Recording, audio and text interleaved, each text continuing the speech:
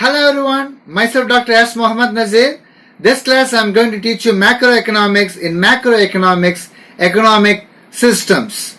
Economic system refers to the manner in which individuals and institutions are connected together to carry out economic activities in a particular area. It is the methodology of doing economic activities to meet the needs of the society. I repeat, it is the methodology of doing economic activities to meet the needs of the society. There are three major types of economic systems: capitalistic economy, capitalism; socialistic economy, socialism; mixed economy, mixedism. Okay, capitalism and socialism are two extreme and opposite approaches. In capitalism, there is total freedom and private ownership of means of production. In socialism, there is no freedom for privates and there is a public ownership of means of production. Mixedism denotes the coexistence of capitalism and socialism. The features, merits, demerits of various economic systems. Okay, let me see one by one. Capitalistic economy, capitalism. Adam Smith is the father of capitalism. Capitalist economy is also termed as the free economy, laissez-faire economy. Laissez-faire is a Latin word which means there is no government intervention. Everything is done by the private ownership. Or market economy, where the role of the government is minimum and the market determines the economic activities, which means demand and supply determines the economic activities. The means of production in a capitalistic economy are privately owned. Manufacturers produce goods and services with profit motive. The motive is profit motive. The private individuals has freedom to undertake any occupation and develop any skill. The USA, West Germany, Australia and Japan are the best examples for capitalistic economies. Let's see the features of capitalistic economy. The first feature: private ownership of property and the law of inheritance. The basic of capitalism is that all resources, namely land, capital, machines, mines, are owned by private individuals. Okay, the owner has the right to own, keep, sell, or use these resources according to his will. The property can be transferred to heirs after death. Okay, the owner can shift the property to his son. His son can shift the property to his son. This is called heirs. Okay, inheritance. So the private ownership of property and a law of inheritance is the main feature of capitalistic economy. Number two, freedom of choice and enterprise. Each individual is free to carry out any occupation or trade at any place and produce any commodity. Similarly, consumers are free to buy any commodity as per their choice. So the second feature of capitalism is freedom of choice and enterprise. The third feature, profit motive. Profit is the driving force behind all economic activities in a capitalistic economy. Each individual and organization produce only those goods which ensure high profit. Advanced technology, division of labor and specialization are followed. The golden rule for the producer under capitalism is to maximize profit. Okay, the fourth feature of capitalism is free competition. There is free competition in both the product and the factor market. The government or any authority cannot prevent firms from buying or selling in the market. There is a competition between buyers and sellers. The fifth feature, price mechanism. It is one of the main features of capitalism. Price mechanism is the heart of any capitalistic economy. All economic activities are regulated through price mechanism, that is market forces of demand and supply. The next feature, the sixth feature of capitalism is role of government. The minimum role of government. As per the price mechanism regulates the economic activity, the government has a limited role in a capitalistic economy. The government provides basic services such as defense, public health, education. Okay. Next feature is inequalities of income. Inequalities of income. A capitalistic society is divided into two classes. Haves, that is, those who own property, and have-nots, who don't own property and work for their living. The outcome of this situation is that the rich become richer and the poor become poorer. Here, economic inequalities goes on increasing. So, rich become richer, poor become poorer. Okay, these are the features of capitalism. Let's see the merits of capitalism. The first merit, automatic working. Without any government intervention, the economy works automatically. The second merit, efficient use of resources. All resources are put into optimum use, that is the maximum use. Third merit, incentives for hard work. Hard work is encouraged and entrepreneurs get more profit for more efficiency. The fourth merit, economic progress. Production and productivity levels are very high in capitalistic economy. The production level will increase. The fifth merit, consumer sovereignty. All production activities are aimed at satisfying the consumers. The sixth merit of capitalism is higher rates of capital formations. Increase in savings and investment leads to higher rates of capital formation. Okay, the next merit of capitalism is development of new technology. As profit is aimed at, producers invest on new technology and produce quality goods. These are the merits of capitalism. Okay, let's see the demerits of capitalism. Okay, the first demerit of capitalism is concentration of wealth and income. Capitalism causes concentration of wealth and income in a few hands and thereby increase inequalities of income. This is the first demerit of capitalism. The second one, wastage of resources. Large amount of resources are wasted on competitive advertising and duplication of products.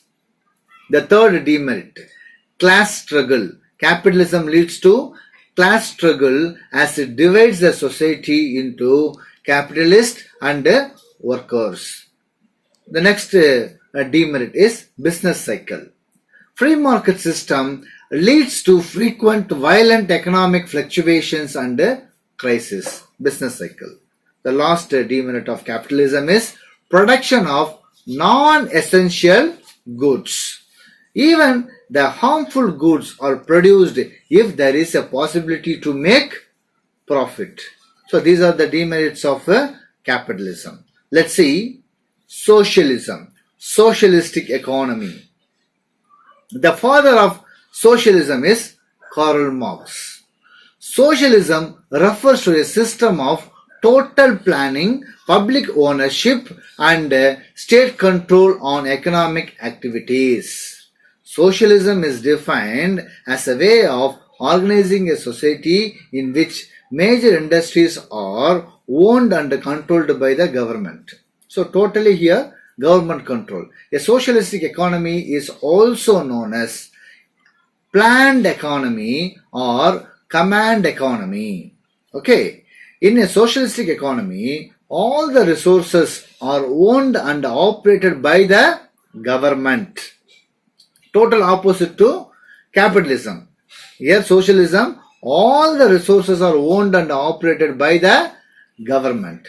Public welfare is the main motive behind all economic activities, where profit is the main motive. Here the public welfare is the main motive. Okay, it aims at equality in the distribution of income and wealth and equal opportunity for all. Russia, China, Vietnam, Poland and Cuba are the examples of socialistic economies. But now there are no absolutely socialistic economies in the world. Okay, this is the meaning of socialism. Let's see the features of socialism. Number one, public ownership of means of production. All resources are owned by the government. It means that all factors of production are nationalized and managed by the public authority. Number two, central planning. Planning is an integral part of socialistic economy. In the system, all decisions are undertaken by the central planning authority. Okay. Number three, maximum social benefit. Social welfare is the guiding principle behind all economic activities. Investments are planned in such a way that the benefits are distributed to the society at a large. It is a main feature of socialism. That is the maximum social benefit. The next one is the non-existence of competition. Under the socialistic economic system, there is absence of competition. Okay, there is absence of competition. The state has the full control. The government has the full control over production, distribution of goods and services. The consumer will have a limited choice. The next feature of socialism is absence of price mechanism. The pricing system works under the control and regulation of central planning authority, not demand and supply. There is no price mechanism here. Next one is the equality of income. Another essential feature of socialism is the removal and reduction of economic inequalities. Under socialism, private property and law of inheritance does not exist. Okay, next one is the equality of opportunity. Socialism provides equal opportunity for all through free health, education and professional training. The next feature of socialism is classless society. Under socialism, there is a classless society and so on, class conflicts. In a true socialistic society, everyone is equal as far as economic status is concerned. Okay, these are the features of socialism. Let's see the merits of socialism. Number one, reduction in inequalities. No one is allowed to own and use private property to exploit others. Okay, this is the main merit of socialism, reduction in inequalities. Number two, rational allocation of resources. The central planning authority allocates the resources in a planned manner. Wastages are minimized and investments are made in a pre-planned manner. So, rational allocation of resources is the second merit of socialism. The third one, absence of class conflicts. As inequalities is minimum, there is no conflict between rich and poor class. Society functions in a harmonious manner. Okay. The benefit of socialism is end of trade cycles. Planning authority takes control over production, distribution of goods and services. Therefore, economic fluctuations can be avoided. Okay, the trade cycles can be avoided in the socialism. The fifth merit of socialism is promotes social welfare. Absence of exploitation, reduction in economic inequalities, avoidance of trade cycles, and increase in productive efficiency help to promote social welfare. These are the merits of socialism. Let's see the demerits of socialism. Red tapeism and bureaucracy.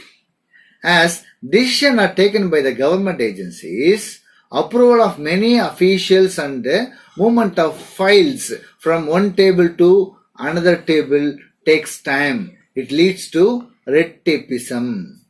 Okay, the second demerit, absence of incentives.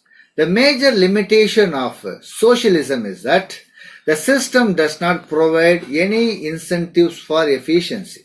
Therefore, productivity also suffers. The third limitation, limited freedom of choice. The consumers don't enjoy freedom of choice over the consumption of goods and services. The fourth demerit of socialism is concentration of power.